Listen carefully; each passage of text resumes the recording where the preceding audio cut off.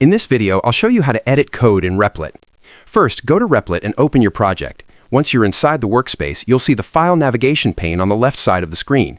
If you cannot see it, look for a file icon to toggle it open. From the File pane, click on the file you want to edit. For example, this could be something like script.js, index.html, or main.py. Once you click on it, the file will open in the center editor. Now go ahead and start making your changes directly in the editor. You can type just like you would in any normal text editor. Replit also provides helpful features like syntax highlighting and code completion to make editing easier and faster. Once you are done making your changes, Replit will usually autosave automatically. However, it is always a good habit to double-check that your changes have been saved before moving on. When you are ready to test your changes, click the green Run button at the top of the workspace. Your code will execute and you will see the results appear in the console or preview pane on the right side of the screen.